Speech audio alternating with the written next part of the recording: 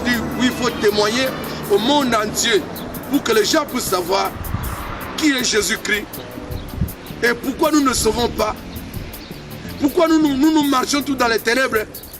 Pourquoi nous sommes dans l'obscurité. Et pourquoi nous cherchons mais nous ne recevons pas la foi de Jésus-Christ. Voilà, aujourd'hui, Jésus nous parle qu'il y a un seul secret. Le secret de la vie éternelle est par Jésus-Christ. C'est Jésus qui est le secret de cette vie. C'est Jésus qui connaît cette vie que nous sommes. Frères et sœurs, Jésus est vivant.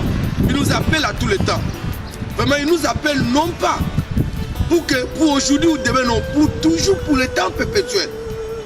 Et aujourd'hui, Jésus est avec nous.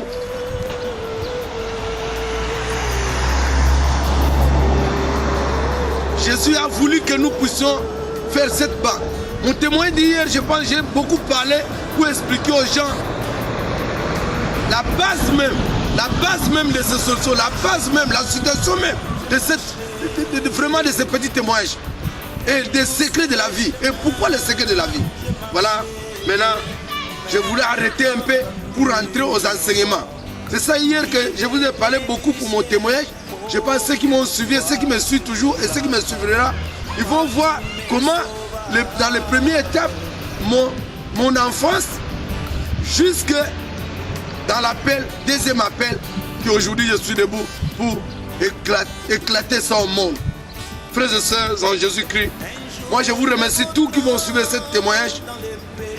Que Dieu de la paix vous garde par le nom de son Fils Jésus-Christ et vous protège afin que vous puissiez marcher toujours à la lumière, comme lui est la lumière, que nous marchions à la lumière, parce que Jésus est la lumière. Et avec la lumière de Jésus, nous faisons de grandes choses. Des grandes choses pour celui la lumière et nous héritons le royaume. C'est la raison pour laquelle dans le secret de la vie éternelle par Jésus-Christ, ce sont de grandes choses. Jésus n'est pas un Jésus qui est pour aujourd'hui ou demain. Non, c'est pour l'éternité. Jésus vit pour l'éternité et il est vivant. Il est avec nous à tout le temps. Je sais pas, l'apôtre Paul, il a dit à un Corinthien, quand vous lisez un Corinthien, chapitre 15, vous allez voir, quand vous irez au verset 27, vous avez vu que Dieu a tout mis, a remis tout à son Fils Jésus-Christ. C'est-à-dire Jésus est vraiment la lumière. Jésus est vraiment la paix. Jésus est vraiment la victoire. Vraiment, Jésus est la victoire. Et Jésus ne nous abandonne pas. Il est avec nous à tout le temps, jusqu'à la fin du temps. Voilà.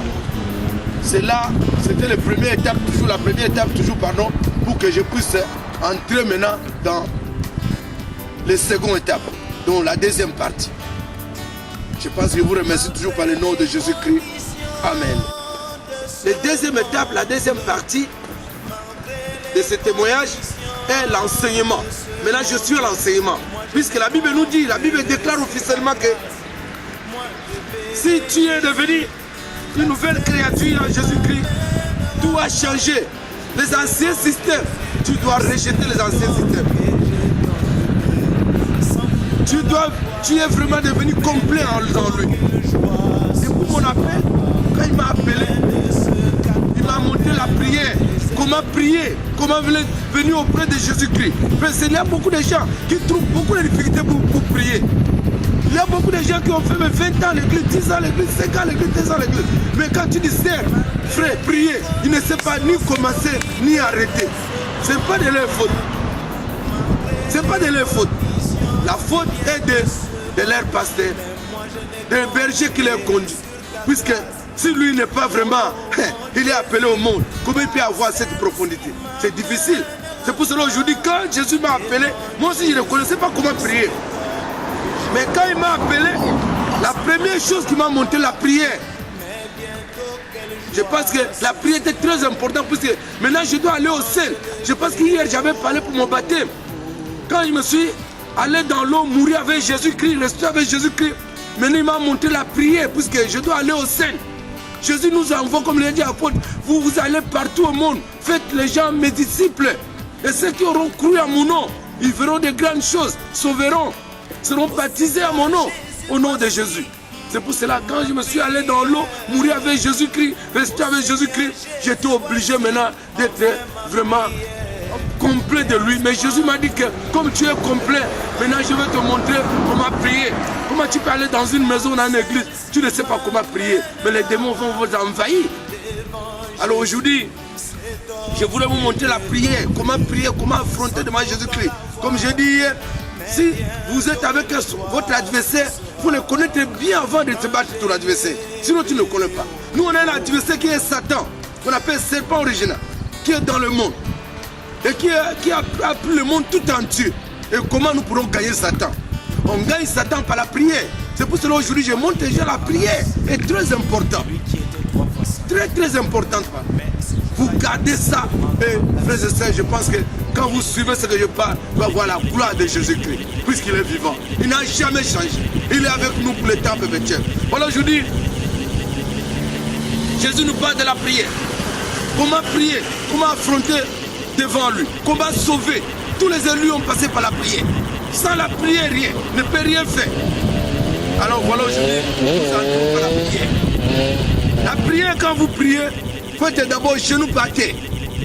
La Bible nous dit au Philippiens chapitre 2, verset 9 jusqu'à 11, dit, il a tout genou remis, doit être à genoux devant Jésus-Christ, flanchi devant lui, dans le ciel, sur la terre et sous la terre. Puis il a remis tout à son fils. Il a remis tout à Jésus-Christ, Dieu le Père, Dieu d'Abraham et Jacob. Alors nous devons être à genoux par terre. Alors toute l'âme devait louer l'Éternel, à la gloire de vraiment de lui-même. Nous devons être genoux par terre. Quand on loue Jésus, quand on loue son Père, on loue Dieu, toute langue loue l'Éternel, nous devons louer à lui. Alors, être genoux par terre, donner une chanson d'adoration. Dieu sait l'adoration comme je viens de dire hier. Il sait beaucoup l'adoration. Alors, voilà, je dis quand vous lisez les autres, quand vous approfondez, vous lisez les autres, chapitre 3, au verset 13 jusqu'à 15, vous allez voir comment Dieu avait appelé Moïse dans le buisson. Quand Moïse a vu dans le buisson qu'il avait le feu qui s'enflammait, mais le buisson ne brûlait jamais. Moïse dit c'est scandaleux. Moïse s'est approché auprès de Dieu. Il dit qui es-tu? Il dit je suis celui qui suit m'a apparu. Il dit mais celui qui suit m'a apparu c'est difficile. Comment je peux aller dire aux enfants d'Israël celui qui suit dans les déserts m'a apparu? C'est difficile.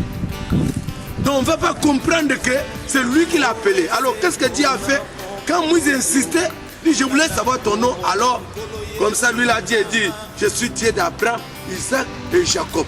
Voilà mon nom pour des générations et des générations. Frères et sœurs, ça c'est un véritable nom de Dieu.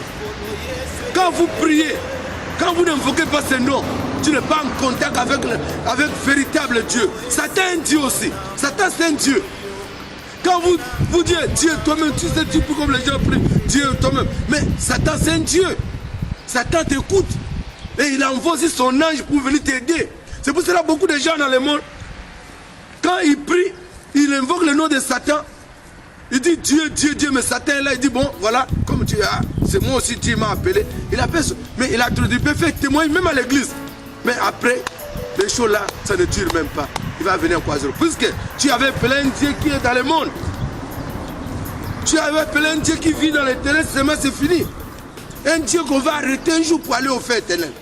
Alors voilà aujourd'hui, l'opportunité vous est arrivée. Pour que vous trouviez cette opportunité, il faut invoquer le Dieu d'Abraham, Isaac et Jacob. Ça c'est un véritable nom de Dieu. Frères et sœurs, demande à ce nom, tu vas voir la gloire de Jésus-Christ, puisque lui il est vivant. Et Dieu lui-même qui a créé le ciel et la terre, Dieu d'Abraham, Isaac et Jacob, descendra sur toi. Et il demeurerait avec toi. Frères et sœurs, voilà aujourd'hui, l'opportunité vous est arrivée. Le temps merveilleux vous est arrivé pour comprendre l'adoration. Tu es genou par terre, chanter. Après, tu vas invoquer ce nom. La prière est dans la Bible. La prière est venue dans la Bible qui est la parole. C'est ça qui est venu. Quand vous invoquez, maintenant c'est fini. Tu as eu l'adoration. Tu as fini l'adoration par l'adoration. Le mur de Jéricho était tombé par l'adoration. Le mur de Jéricho est tombé par l'adoration. Quand Josué avait vu qu'il n'y a plus à faire, l'ange a dit que fais seulement l'adoration. Il va faire tomber ces murs. C'est Dieu, c'est l'adoration. Il faut invoquer Dieu d'Abraham et Jacob par l'adoration. Voilà aujourd'hui comment il nous a montré sa gloire par l'adoration. Par l'adoration. Quand tu as fini à adorer Dieu et tu lis que tu as fait les cieux, la terre, tu as fait toutes choses visibles et invisibles, tu vas ajouter ça. Tu es grand, tu étais avec Élie. C'était tous les élus qui ont passé avant nous. Élie, Moïse, tout, tu cites ces gens-là, avec leurs œuvres que Dieu l'avait fait.